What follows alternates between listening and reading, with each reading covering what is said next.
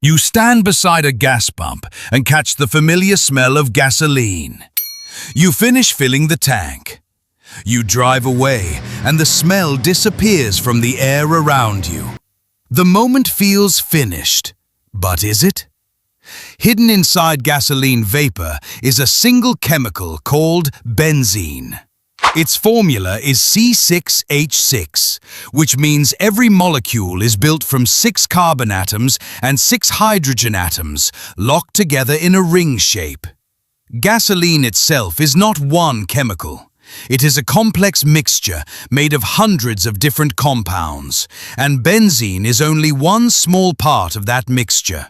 Smelling gasoline does not mean you are smelling benzene alone, and the strength of an odor is not a measurement of how much benzene actually entered your body. So what actually happens after that vapor leaves the pump and enters you? Benzene is volatile. That means it evaporates easily into the air at ordinary outdoor temperatures. This single property is exactly why refineries, vehicles, and entire industries have relied on it for more than a century. Benzene became a foundational building block for plastics, synthetic rubber, dyes, nylon, and many other industrial chemicals long before its risks were fully understood. It moved easily through pipes and tanks. It reacted predictably in chemical processes. It was cheap to produce from crude petroleum. Industry did not choose benzene because it wanted a dangerous chemical. Industry chose benzene because its chemistry was useful, reliable, and abundant. But volatility carries a second, quieter consequence. A molecule that evaporates easily into air is also a molecule that can be inhaled easily. Picture the path benzene takes once it leaves the liquid state. Vapor drifts away from a fuel nozzle, an idling exhaust pipe, or a curl of cigarette smoke. You breathe normally, the way you always do, without thinking about it. That vapor enters your nose, travels down your airway, and reaches your lungs. Inside your lungs are millions of tiny air sacs, each one wrapped in a thin layer of blood vessels. This is the exact location where oxygen usually crosses into your bloodstream with every single breath you take. Benzene can cross there too, quietly, invisibly, without any sensation at all. Once benzene reaches your bloodstream, your body treats it the way it treats most foreign chemicals that do not belong there. It sends it toward the liver. The liver functions as your body's main chemical processing center. It changes many substances into new forms so they can eventually be broken down and removed from the body through urine or other pathways. When the liver processes benzene, it produces new chemicals called metabolites. A metabolite is simply the product created when your body chemically transforms an original substance into something else entirely. Researchers have found that some of these benzene metabolites may be more biologically active than benzene itself. And that discovery is part of why toxicologists study this specific pathway so closely, rather than only studying benzene in its original form. From the bloodstream, these metabolites can eventually reach your bone marrow. What exactly is bone marrow? It is the soft, spongy tissue found inside many of the bones in your body. Think of it as a hidden factory tucked deep inside your skeleton. Inside that factory, your body manufactures red blood cells which carry oxygen to every tissue you have. It manufactures white blood cells, which form a major part of your defense against infection. And it manufactures platelets, tiny cell fragments that gather together to help your blood clot whenever you are injured. Every single day, without you ever noticing, this factory keeps running in the background of your life. This is precisely why bone marrow occupies such a central place in the benzene story. Scientists describe benzene's harmful effects on blood and blood-forming tissue using the term hematotoxicity, which simply means damage to blood itself or to the tissues responsible for producing it. If that hidden factory is disrupted in some way, the ongoing supply of new, healthy blood cells can be affected as well. How do scientists actually know any of this? Not from one alarming headline and not from guesswork, but from decades of carefully accumulated evidence gathered from multiple independent directions. The International Agency for Research on Cancer, which operates under the World Health Organization, classifies benzene as a known human carcinogen. That classification rests largely on strong evidence connecting long-term occupational exposure to leukemia, a cancer that begins inside blood-forming tissue. The National Cancer Institute in the United States describes benzene exposure as an established risk factor for acute myeloid leukemia, a specific and well-studied type of blood cancer. And the National Institute for Occupational Safety and Health, known as NIOSH, has spent decades studying industrial workers who were exposed to benzene at levels far higher than anything a typical person encounters in ordinary daily life. Workers in rubber factories, chemical plants, and petroleum refineries, especially before modern ventilation and monitoring systems were introduced. This is where a critical distinction becomes necessary.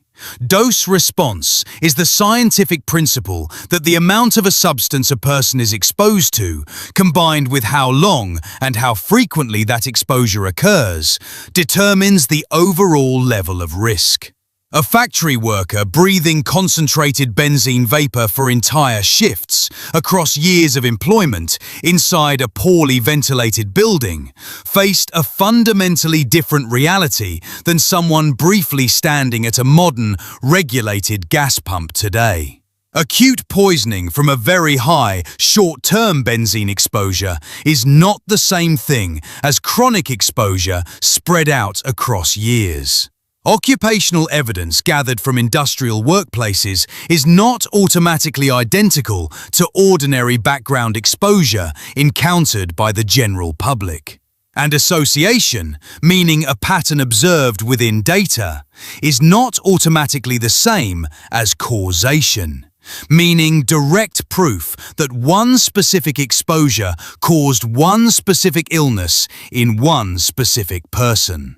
Careful researchers respect this distinction rigorously, and so does this explanation. Now picture two very different scenes placed side by side. In the first scene, it is 1950, inside a poorly ventilated rubber factory. Workers handle benzene-containing solvents for entire 8-hour shifts, day after day, year after year. Often with minimal protective equipment and almost no air quality monitoring in place. This exact environment is where much of the earliest and strongest evidence linking benzene to blood disorders and leukemia originally came from. In the second scene, it is today. You are standing at a modern fuel pump for perhaps 90 seconds.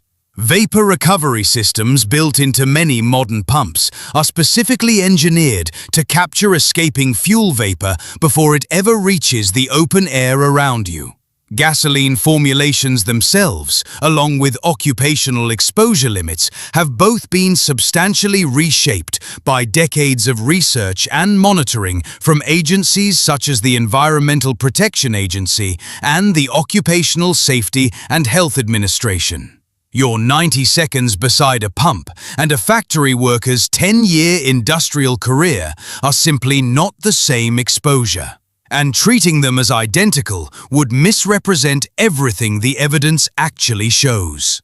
Here is a twist that most people never stop to consider.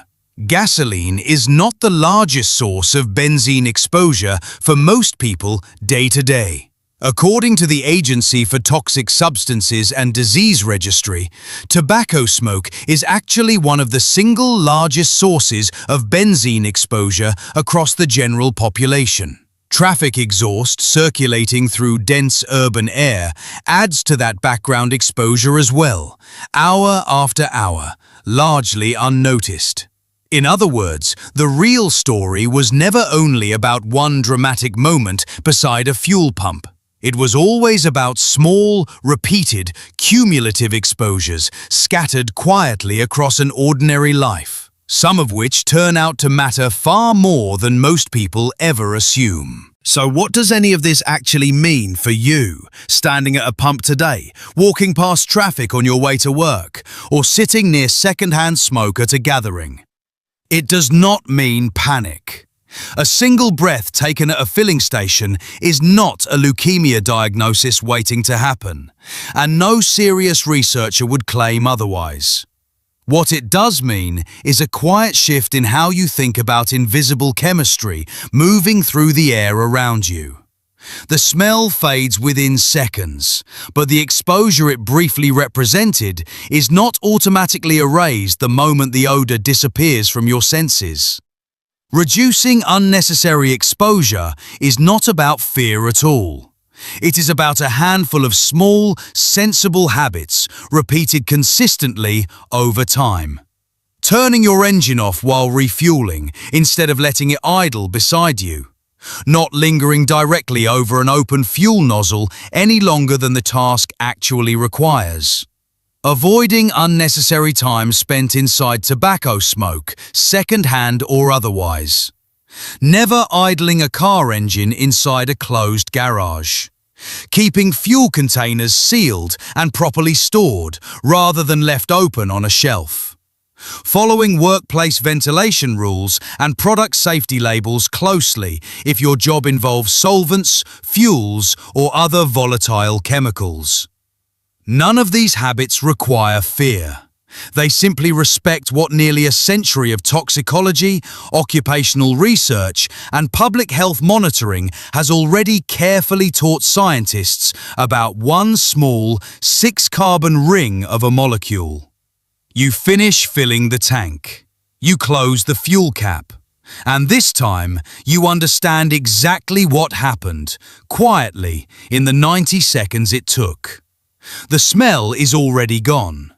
But now you know that gone from your nose was never the same thing as gone from the story.